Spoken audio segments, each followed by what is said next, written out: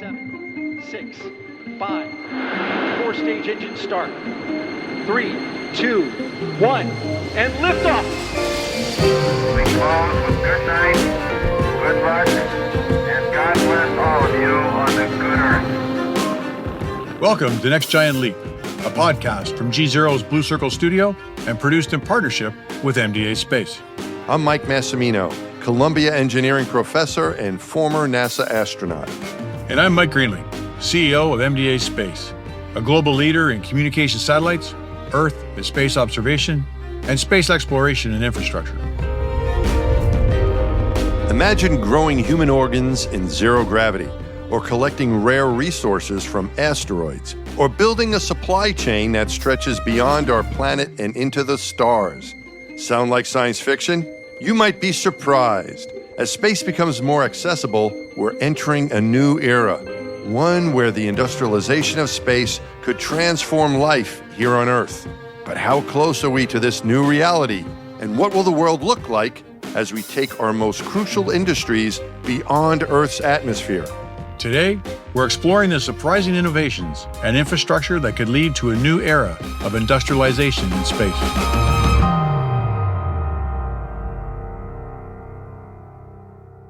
Mike, when people talk about the industrialization of space, it can sound a bit abstract, but you're working in reality. So what does that idea of industrialization of space, what does that mean to you? To me, it means taking a lot of the industries that we have here on Earth, but doing them in outer space, either in orbit around the Earth or on other planets, such as the Moon or to Mars. So today we would do surveillance of the Earth, for example, using airplanes or helicopters and looking down with cameras. But we do all that from space, from satellites. Today on Earth, we have cellular phone systems and communication systems using fiber optic cables. But we do all that wirelessly from space now with communication satellites that bring internet data to the whole world and or direct-to-device communications right to your cell phone. But we're starting to see that expand in all kinds of interesting new areas. We have commercial space stations under development to replace the International Space Station that will allow a new range of industrial activity that I think will probably result in expansion into industrial parks where the chemical reactions in zero gravity or the material reactions in zero gravity or cellular growth in zero gravity will result in all kinds of new opportunity. And in a couple of years or maybe even this year, we'll have our first demonstrations of power plants in space. And then in the future, there'll be probably mining in space and habitats on other planets that include all kinds of industrial activities where we make things in those other planets. So it's very similar types of industries that we have on Earth, but done in orbit around the Earth or on other planets. Yeah, I think the accessibility of space, I think years ago, it was so much harder to get there. And now that it's, not that it's easy, but it's more accessible, and people can now start thinking about how they would use it. And it's kind of like, if you build it, they will come. And now that we have opportunities for people to use their imaginations of how they could use it, it seems like possibilities are endless. There's no doubt it's more accessible and more affordable. I think we're having a little bit over 300 launches around the world this year. Amazing. All right, Mike, let's bring in our distinguished guests into this conversation. Joining us today is Dr. Gordon Osinski, better known as Oz. He's a planetary geologist and professor at Western University in Ontario, where he leads research on impact cratering, space resources, and planetary exploration. He's worked with NASA and the Canadian Space Agency on missions to the Moon and Mars, and currently directs Canada's Institute for Earth and Space Exploration. Also with us is Dr. Joan Saary. She's a doctor in occupational medicine with unique expertise in aerospace medicine. She is currently an associate professor of medicine and the director of the Division of Occupational Medicine at the University of Toronto, where she is developing an accreditable aerospace medicine fellowship, a first of its kind in Canada. She also has served as a medical advisor for the Canadian Space Agency. Thanks for joining us today. Let's start with you, Oz. You've spent your career studying the Moon, Mars, and asteroids. Now these places are being thought of as future industrial hubs or places to live. What role do you see planetary science playing in this shift towards building industries in space? Yeah, thanks, Mike, and thanks for having me on the show too. I think it's a super interesting one, and science is really the foundation. I think If we're interested in resources on asteroids and the moon that you mentioned, the first question is, are there actually resources on those two planetary bodies? And so, some of that we can approach from, theory and fundamentals. How did these objects form? Is there any possibility that they might contain the metal that we want or the water that we want? And then, of course, there's a stepwise approach to finding resources, and operating the mine and building the mine is the last step, and we would call it prospecting. So finding and going out there and exploring and looking for the resources, which Canadian companies and things like the Geological Survey of Canada have done for well over a century now. We're good at that, and that is fundamentally based in science as well. And so I think early on there's actually a huge role for planetary science in deciding if there could be resources and then going out and finding them. Are there actual missions working on that today? I would say, there's a few missions that are maybe not entirely focused on it, but that have some kind of aspect of that. One of them that I'm most familiar with is Canada's first ever rover mission to the moon. One of the 3 science objectives is around resources. And for the moon right now, the resource that Canada and many countries are interested in is water. We tend not to think of it too much as a resource here on Earth, but definitely for the moon, because, the mass of water and the fact that we'll need it for sustained human presence and then potentially using it for rocket fuel as well. There's a lot of interest in that because we suspect that there is water there based on satellite observations, but how much and in what form, we really have no idea. And so we need to get there on the ground to kind of start to answer these questions. Getting rid of some of the human side of things in health and space. The space industry isn't just about extracting resources. It's also about operating new possibilities in medicine. Joan, you've described space as a kind of extreme lab for human health. What makes it such a unique environment for studying the human body? There's a couple of things. The space station and being in space has limits to it. It has mass limits, power limits, volume limits, and there's no flying emergency room in space. So there's a lot of things we have to do in space that require us to think differently about the delivery of healthcare. Gravity itself and the lack of gravity in space are the ends of a spectrum, just like many other physical phenomena, noise and light. And on Earth here, we can do research to some extent with high G, using, for example, human centrifuges, and some of our military pilots, for example, are exposed to that. But in space, there's microgravity, and that is a very unique environment that allows the investigation of relevant medical healthcare science to occur. It also allows us to learn about the human body in a way that is a little bit different on Earth, because we anticipate that in space, it's like an advanced aging process. Let's talk a little bit about microgravity and what it offers. Floating around in space is really cool. And you can get places a lot more easily. If you have a certain volume to work in, just look, the room you're in. What I tell people is, it's kind of cramped in space. Well, not really, because you can float. So imagine if you could float around the room you're in, you can fit a lot more people inside of it. It's kind of fun. There's advantages to being there from moving around to be able to accomplish things. But there's also, as you mentioned, for research and development, particularly with human medical science. So if we take an example like the potential for growing human tissue or even whole organs in microgravity, what's happening in that field and what makes it easier to do this type of research in microgravity than that same type of research down here on Earth? So if you were to try to grow cells on a plate or a petri dish, they will be exposed to the effect of gravity. If structures are sensitive to gravitation, to cellular weight in their development, then that does not happen in space. And in space, cells can grow and retain a 3D structure in a way that cannot happen on Earth because of the force of gravity pulling downward on everything, basically, including cells. And what that means is there are mechanisms and there's research underway to develop bioprinting of new organs and of new blood vessels, for example, and to look at the structure of proteins in a way that we do differently than here on Earth. And what that allows is examination of proteins that are potential causes of disease, but also proteins that can be used in drug development, because without the interference of the gravitational pull, crystallized proteins will look and be more perfect than they would be if they were grown on Earth. And so this is also an area of pharmaceutical research as well, or does pharmaceutical research have another dimension to it in zero gravity in addition to what you just mentioned? Well, I think this is one of the dimensions of pharmaceutical research for sure. In terms of drug development, not only the protein and the nature of the drug, but also an interesting thing in terms of drug development is the mechanism of delivery of the drug.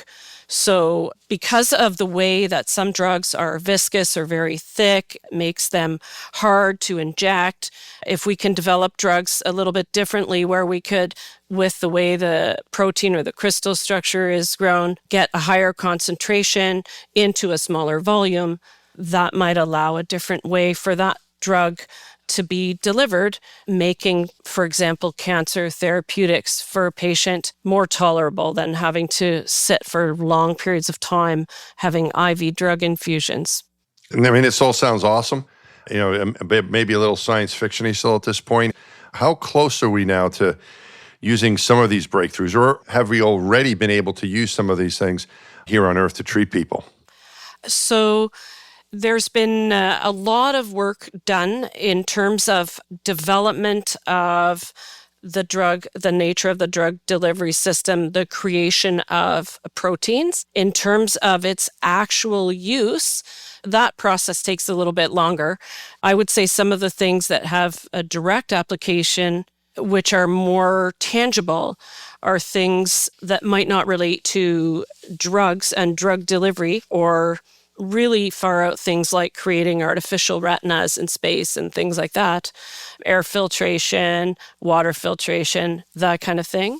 And perhaps as well, diagnostic innovations and imaging innovations, which clearly have been already translated and are already in use. An example of that would be the multiple ways in which we use ultrasound diagnostically that perhaps we would have not considered or not tested had we not had a need to fly a very small, lightweight, portable piece of equipment to space. This is Houston, contact with a test one. You got a bunch of guys about to turn blue. We're breathing again. Thanks a lot.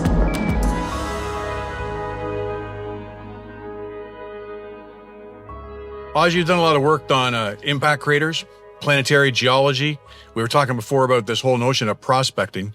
What kind of valuable materials can be found in space, or do people think potentially could be found in space? And how would we use them here on Earth? Well, the first question that's right is what is valuable in space? And I think, one of the big interests about water is that it is way more valuable on the moon than it is here on Earth because of its mass. If we can reduce the amount that we need to launch from Earth, then, it has a lot of value on the moon. So, I think early on in resource exploration in space, I do think it's going to be things that we may take for granted as a resource here on Earth, like water. As we get closer to perhaps building a lunar base, how do we make, even make bricks or that kind of thing? And again, a lot of those materials, they would not be financially worthwhile bringing back to Earth, but in reducing the mass that we need to take to the moon, that becomes definitely valuable. I would say then we're getting into maybe the medium and longer term where, people may have heard, there's a lot of interest in platinum group element metals, for example. So there's then a whole range of elements that are becoming scarcer on Earth, hard to get, and that we need in particular for the green economy. And so this group of platinum group elements, we call them the PGEs for short. Canada produces quite a few, but those mines are running out. The newer deposits are getting hard to find, which makes them more expensive. Some of the mines now are going 3 kilometers down, which gets to be hugely expensive, almost on par with space missions. And so I think there'll be a point where financially it might make sense to start mining metals in space and potentially not just using them in space, but bringing them back to Earth. It's probably just a question of when and how far out that is, as opposed to if. The metals in particular for the longer term are definitely present on the moon, smaller amounts, but that's where asteroids come in. Mike mentioned asteroids right at the very beginning, and we already know because of studying meteorites here on Earth that a lot of asteroids are very metal rich. Right. So in that first example where you're talking about finding and using resources on the moon to build things on the moon, Yeah. I think you've got a pretty significant role in the Artemis program. Is this the type of stuff that you tend to work on, is helping the astronaut community and those corporations or countries that want to live and work on the moon, be able to identify and figure out how to utilize those resources? I would say it's not a focus for the early Artemis missions. I am on the science team of Artemis 3, which is, hugely exciting. But we're kind of going back to the beginning of Apollo again. We got to figure out how to get there, bring the astronauts back safely, hopefully do some science. But again, in the kind of the medium term, and still, I think, with hopefully the goal of many international space agencies of building up a permanent presence on the moon, there is some serious attention being paid to resources on the moon. But as you mentioned, I think the big focus for the moon in particular is what we call ISIU, so in situ resource utilization. So it's looking for, finding them, and eventually using those resources on the moon to make space exploration more sustainable. In addition to the types of minerals that we might be running low supply on Earth, so we don't have to keep digging holes on Earth. Maybe we could go off planet and find dense pockets of these resources on an asteroid or something. Is there ever discussions about a different type of mineral that maybe we don't even have on Earth, but that have some great military use or something that gets everybody all excited? It's definitely, I hear it speculated on from time to time, but based on our current knowledge, I would say that, the chances of us finding an element that hasn't been discovered out there is infinitesimally small. We have tens of thousands of meteorites here on Earth. So we think we have a pretty good sampling of at least, all of the asteroids out there. We have meteorites from Mars and Apollo samples and meteorites from the moon.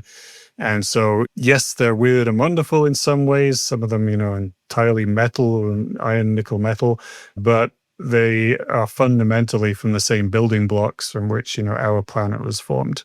Right. Now, they'll be there in different proportions and potentially, much higher proportions that we have in particular on the surface of the Earth. That's a big thing, right? If we could mine the lower mantle in the Earth's core, sure, we can find all of these metals, but it's cheaper to go to an asteroid than sink a drill core 3,000 kilometers down. Yeah. All right. Thanks. All right, Joan, from your perspective on this infrastructure topic, what infrastructure do you think is needed to make the space medical industry a reality? And although there's a lot of interesting things happening in the world of drugs and medical devices in terms of infrastructure need, one of the things to consider as we not only have more and different people going into space in low Earth orbit is the need for the individuals to manage any medical situation that might arise out there. And so what you have is a need for autonomy. That's a preface to say, well, then we need infrastructure that will allow an individual, be it a clinician or maybe not, right? What happens if something happens to the only doc there? So maybe doctor, maybe not, of the integrated systems that are needed to support the delivery of healthcare. So we need somehow a way to communicate. Telemedicine, there is something akin to that on space station in that sense that you can phone home. In the longer missions, you won't be able to do that. There needs to be autonomous care, maybe AI support to clinical decision-making, integrated satellite communications. All of these kind of things are especially valuable as well for terrestrial healthcare in Canada, because maybe people didn't really think about Canada as an analog for space. But in fact, Canada is a really good analog for space, partly because it's so vast and so much of it is so inaccessible or difficult to access. Yeah, when I first became an astronaut back in 96, and even before then working in the space business a little bit, we thought being able to do all kinds of medical procedures might be possible on the space station when we were first developing it. And then what we ended up coming up with was, we have some things up there. A lot of it's more diagnostic equipment that you've described. And if something really happened, you would just bring the person home. You can get home relatively quickly. Within a couple hours, you'll be back on the ground. And you talked about the ship's doctor and so on. My first mission, we had a great chief medical officer. It was Rick Linehan, who was a veterinarian. He was a large animal vet, luckily, so he could take care of anything. But yeah, you say, what would happen to him? He kind of, he gave himself his own shots and kind of took care of himself because I don't think he trusted the rest of us. And on my second flight, a bunch of us were trained to help. But again, you kind of relied on being really healthy and being able to come home quickly if something major happened. And also getting help, the telemedicine part, getting help from the ground. You're not going to have help available to you on these longer missions. It's going to be, Houston, we have a problem. When you're on Mars, you're going to wait for a response for about 30 minutes, and someone's going to say, what did you say? So you're really on your own to fix these problems. It's a much tougher problem than what we've had to face so far, and I think the moon would be one little step for that. But are you confident you think we'll get there eventually where we'll be able to solve these problems? Because that's a huge issue, being that far away from home. I do think so. I think we have a unique opportunity right now with the increased accessibility that you mentioned is, what that accessibility is going to allow us to understand is how certain medical conditions, which may arise, because there's more likelihood that they might, because the individuals anticipated to go to space if they were, for example, tourists to a space hotel or something like that, might not have the medical screening that is undertaken for professional astronauts, which is one way to prevent medical disasters in space is to make sure that people going are healthy. But will we eventually get there, and what will it take? Well, I think we'll eventually get there. We have some challenges still, because the radiation environment is a big concern. And I think, the work that's being done to understand different methods of radio protection and some of the unique ways to use off-label current medications for purposes they weren't originally intended for example, may have benefits for Earth as well. But there is a radiation environment out there that we have to cope with. There are other factors like the isolation and the issues related to mental health and monitoring mental health of someone that watches that little blue dot just disappear behind them and knowing that their chance to come home could be depending on an orbital trajectory, right? This is Houston, contact with a test. 1, 2, 3, 4. Roger, 0G, and I feel fine. Capsule is turning around.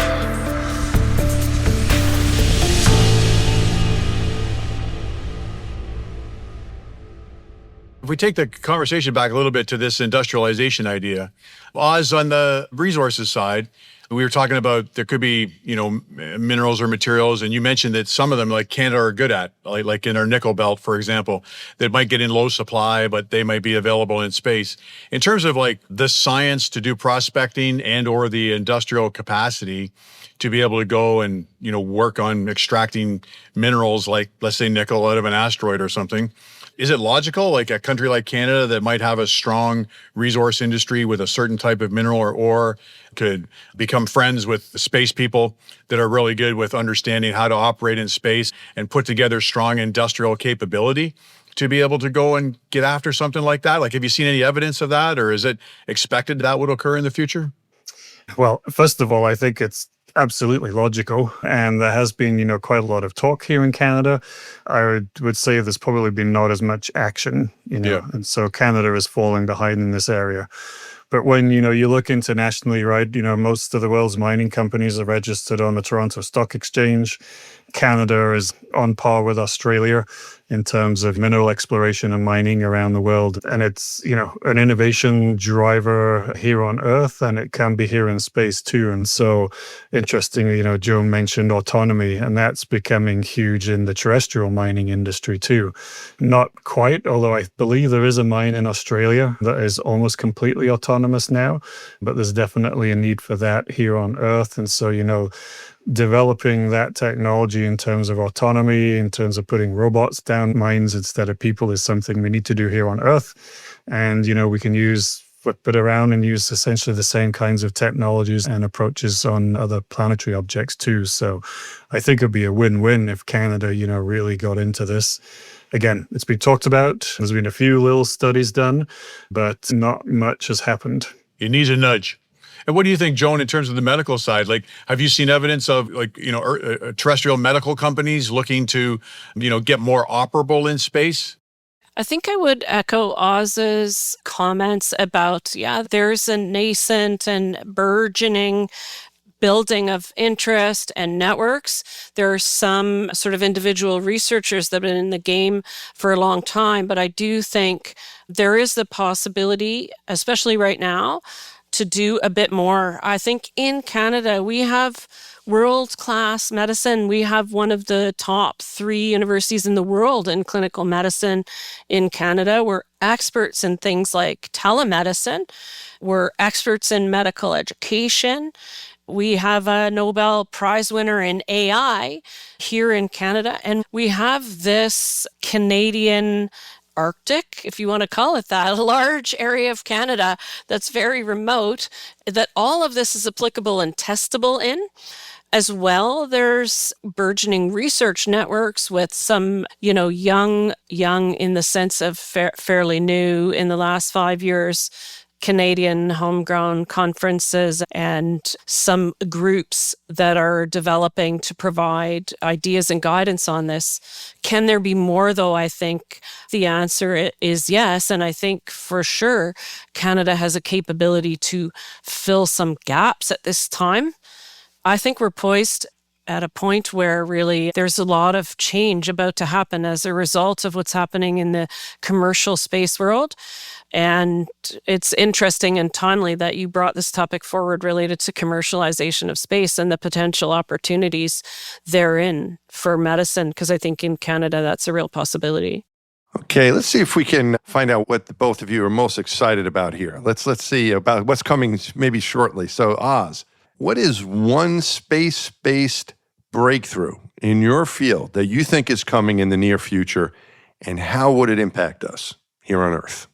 Oh, that's a tough question. A breakthrough in terms of, being more applied. I mean, I really do think this area of the technologies that we need for prospecting, for looking for resources in space, I've always thought that this could reap benefits for, again, the terrestrial mining community. So, for building instruments for rovers and things like we're doing right now here on Canada, we're taking things, and Joan made the comment about, medical imaging earlier, right? It's exactly the same thing. It's actually quite fascinating, the synergies between, medicine in space and mining, which maybe wouldn't have thought had a lot of synergies, but making things smaller, more transportable, more power efficient. So some of these cutting edge technologies that we can put on robots to look for resources on other planets, we can apply those here on Earth to make mining safer, greener, and more sustainable, and, the Arctic to deep underground mines as well. Joan, how about you? What's an innovation in space medical research that's on the horizon that gets you very excited that might impact us here on Earth? I think, first of all, the brain is a final frontier in medicine, and there's a lot of work starting to coalesce about the brain, about the protein, about what happens in space, about aging, and about how that can impact a terrestrial healthcare. There's a lot going on in terms of imaging, which gets integrated in that. So I think it's a bigger picture than one single thing, but an integration there. And similarly, number 2 would be, I think there's a lot of genetic discoveries being made, genetic insights that relate to things as wide-ranging as DNA repair and immune function and cancer progression. And once we start to understand those discoveries a little bit more, the implications for medical development are enormous. And the third thing is that healthcare is more than drugs, diagnosis, and medical device, but it's like the integration of systems. And I think that the need for and the potential for the development of integrated systems that include AI and include telemedicine and include decision support to help underserviced communities in our Canadian North. We have a massive shortage of healthcare providers now, and to enable the delivery of terrestrial healthcare can be nothing but beneficial for these long duration missions where individuals will need an element of autonomy. And that can include integration of all sorts of things, going as far as virtual reality and holographic kind of technology. So there's so much that can be integrated into that system for healthcare delivery here and in space. Lots to look forward to. I'm glad you mentioned aging because I'm not getting any younger. So that, you got to get on that. But no, I agree. There's a lot of exciting things that are coming that we've already seen here. But I really think we're on the cusp of some very exciting things coming down the pike. Well, thank you very much, Oz and Joan, for joining us. Really appreciate your time and your insights. A very interesting conversation. Thank you for joining us. Thanks. It's been a lot of fun. You're welcome. What a pleasure to be here and to shed some light on some of the interesting things happening in medicine anyway. Thank you. Thanks again to all of our listeners. I'm Mike Massimino. And I'm Mike Greenley.